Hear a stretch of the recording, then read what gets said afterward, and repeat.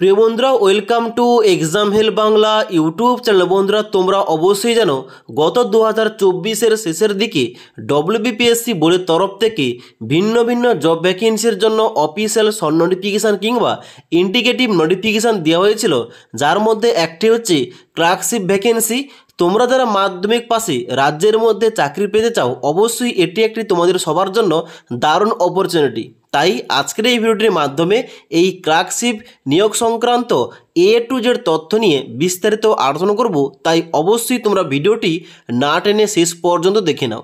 সবার প্রথমে তোমাদের ইম্পর্টেন্ট ডেটগুলো বলে রাখি। এখানে তোমাদের A to Z কী ডেট রয়েছে দেখো। এই ক্লার্কশিপ ভ্যাকেন্সির জন্য ইন্ডিকেটিভ অফিসিয়াল যে শর্ট নোটিফিকেশানটা আউট করা হয়েছিল, ওইটা আউট করা হয়েছিল এখানে 23/12/2024 তারিখে। এবং এখানে এখন বর্তমানে লেটেস্ট আপডেট অনুযায়ী এখন যে বর্তমানে এক্সামিনেশন ক্যালেন্ডার পাবলিশ করা হয়েছে, এই ক্যালেন্ডার অনুযায়ী এখানে তোমাদের এই ক্লার্কশিপের জন্য অনলাইন আবেদন শুরু হবে এবং অফিসিয়াল ফুল নোটিফিকেশান আসবে আগামী 8/8/2025 তারিখ, অর্থাৎ 8ই আগস্ট 2025 তারিখে।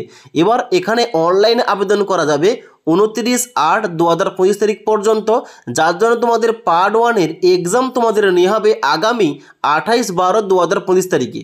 ওকে, এবার এখানে তোমাদের যে ভ্যাকেন্সিটা আউট হবে, এখানে কিন্তু পোস্টের নাম তোমাদের রাখা হবে ক্লার্কশিপ, অর্থাৎ এখানে তোমাদের ক্লার্কশিপ পোস্টে কিন্তু এখানে তোমাদের নিয়োগটা করা হবে।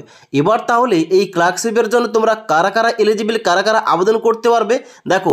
এই ক্লার্কশিপ পোস্টের জন্য তোমরা কিন্তু শুধুমাত্র মাধ্যমিক পাস যোগ্যতায় আবেদন করতে পারবে। তোমরা যারা শুধুমাত্র মাধ্যমিক পাস করে রয়েছো, তোমরা এখানে আবেদন করতে পারো। কোনো রকম মিনিমাম নাম্বার পার্সেন্টেজ কিন্তু এখানে দেখা হয় না। মিনিমাম নাম্বার পেয়ে মাধ্যমিক পাস করলেই এই ভ্যাকেন্সির জন্য কিন্তু আবেদন করতে পারবে। ওকে, এবার তাহলে এজ লিমিট কি চেক করা হবে? এজ লিমিট এখানে চেক করা হবে 18 থেকে 40 বছরের মধ্যে। তোমরা যারা আনরিজার্ভ ক্যাটাগরি, তোমাদের চেক করা হবে 18 থেকে 40 বছরের মধ্যে। এবং তোমরা যারা SC/ST ক্যাটাগরি, তোমরা আপার এজ লিমিটে 5 বছর ছাড় পেয়ে যাবে। ওবিসি ক্যাটাগরি হলে তোমাদের কিন্তু 3 বছর ছাড় দেওয়া হবে আপার এজ লিমিটে। ওকে, এবার এখানে অনলাইন আবেদন করার জন্য অবশ্যই তোমাদের ভিজিট করতে হবে ডব্লিউবিপিএসসির অফিসিয়াল ওয়েবসাইট যে রয়েছে psc.wb.government.in। এখানে গিয়ে তোমরা অনলাইন আবেদন করতে পারবে। এবার এখানে অনলাইন আবেদন করার জন্য কত টাকা ফিস লাগবে এখানে দেখতে পাচ্ছ, তোমাদের বলা আছে এখানে তোমাদের লাগবে 110 টাকা ফর আনরিজার্ভ ক্যাটাগরি। তবে তোমরা যারা SC/ST রয়েছো, তোমরা যারা প্রতিবন্ধী রয়েছো, তোমাদের কোন রকম ফিস লাগবে না, তোমরা বিনামূল্যে এখানে অনলাইন আবেদন করতে পারবে। ওকে, এবার তাহলে এই যে ক্লার্কশিপ পোস্ট, এই পোস্টে তোমাদের চাকরি হলে তোমাদের বেতন কত টাকা দিয়ে হবে দেখো। এখানে কিন্তু তোমাদের পে ব্যান্ড 2 এখানে তোমাদের বেতনটা থাকবে 5,400 টাকা থেকে 25,200 টাকার মধ্যে, যেখানে তোমাদের গ্রেড পে দেওয়া হবে 2600 টাকা। এর সঙ্গে সঙ্গে তোমরা DA, MA, HRA এই সমস্ত কিন্তু তোমরা সমস্ত রকম অ্যালাউন্সগুলো এখানে পেয়ে যাবে। এবং এখানে এই সমস্ত অ্যালাউন্স নিয়ে মোট তোমাদের এখানে গ্রস স্যালারি দাঁড়াবে প্রতি মাসে 26 থেকে 27,000 টাকা পার মান্থ। তাই অবশ্যই মাধ্যমিক পাস যোগ্যতায় খুব ভালো বেতনের চাকরি। তোমরা চাইলে কিন্তু অবশ্যই এই ভ্যাকেন্সির জন্য প্রিপারেশান নিতে পারো এবং অনলাইন আবেদন করতে পারো। ওকে, তাহলে এবার নেক্সট ইম্পর্টেন্ট পয়েন্ট, এই ক্লার্কশিপের জন্য আবেদন করলে আমাদের কয়টি ধাপে সিলেকশন করা হবে দেখো। এখানে কিন্তু তোমাদের টোটাল 4টি ধাপ রয়েছে। 1 নম্বর রয়েছে তোমাদের রিটিন টেস্ট পার্ট 1-এর পরীক্ষা, এবং তারপরে আবার তোমাদের হবে ফাইনাল পরীক্ষা, অর্থাৎ তোমাদের পার্ট 2-র রিটিন টেস্ট তোমাদের নেওয়া হবে। এবং তারপরে হবে তোমাদের ডকুমেন্ট ভেরিফিকেশান, এবং তারপর তোমাদের মেডিকেল। অর্থাৎ এখানে কিন্তু তোমাদের কোন রকম PET কিংবা PST কিন্তু এখানে হবে না।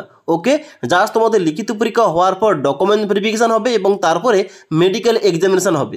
এবার এখানে তোমাদের যে পার্ট 1-এর লিখিত পরীক্ষা বললাম ও পার্ট 2 লিখিত পরীক্ষা, এই সমস্ত পরীক্ষায় তোমাদের পরীক্ষার প্যাটার্ন কী থাকবে, কত নম্বরে পরীক্ষা হবে, A to Z বলছি, দেখে নাও। সবার প্রথম তোমাদের বলে রাখি, এখানে রিটিন টেস্ট পার্ট 1-এর পরীক্ষা তোমাদের কত নম্বরে হবে। এখানে তোমাদের টোটাল 100 নম্বরে পরীক্ষা নিয়ে হবে, যেখানে কোশ্চেনগুলো থাকবে অবজেক্টিভ টাইপ। এবং এখানে তোমাদের টাইম দেওয়া হবে 90 মিনিট, অর্থাৎ 1 ঘন্টা 30 মিনিট তোমাদের টাইম দেওয়া হবে। এবার তাহলে কোন কোন সাবজেক্ট থেকে তোমাদের প্রশ্ন আসবে দেখো।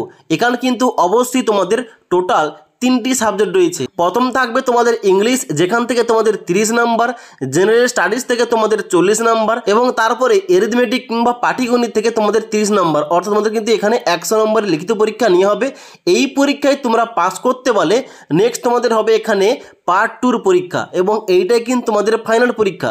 এবং এই পরীক্ষায় তোমাদের কত নম্বরের পরীক্ষা হবে? এই পরীক্ষায় তোমাদের কিন্তু অবশ্যই টোটাল প্রশ্ন করা হবে 100 নম্বরের, যেখানে তোমাদের টাইম দেওয়া হবে 1 ঘন্টা। এখানে তাহলে কি কি টপিক রয়েছে এখানে দেখতে পাচ্ছ, তোমাদের দুটো গ্রুপে কিন্তু বিভক্ত করা হয়েছে। এখানে তোমাদের গ্রুপ এ থাকবে ইংলিশ থেকে, এখানে থাকবে 50 নাম্বার, এবং গ্রুপ বি থাকবে যে কোনো একটা ল্যাঙ্গুয়েজ তোমাদের চুজ করতে হবে, হয় বেঙ্গলি, উর্দু, নেপালি এবং তার সঙ্গে সঙ্গে সাঁওতালি রয়েছে। তোমরা কিন্তু এখানে বেঙ্গলি চুজ করতে পারো এবং এখান থেকে তোমাদের 50 নাম্বার থাকছে। ওকে, এবং এখানে তোমাদের টোটাল যে 100 নম্বরের পরীক্ষা, এখানে তোমাদের 1 ঘন্টা টাইম দেওয়া হবে। ওকে, এবার এখানে পার্ট 1 ও পার্ট 2 লিখিত পরীক্ষা হওয়ার পর তোমাদের নেক্সট হবে ডকুমেন্ট ভেরিফিকেশন, ওখানে ডাক আসবে এবং তারপরে মেডিকেল হবে। তবে তোমাদের বলে দিই, এখানে কিন্তু আরেকটা টাইপিং টেস্ট তোমাদের নিয়ে হবে, যেখানে তোমাদের কি চেক করা হবে?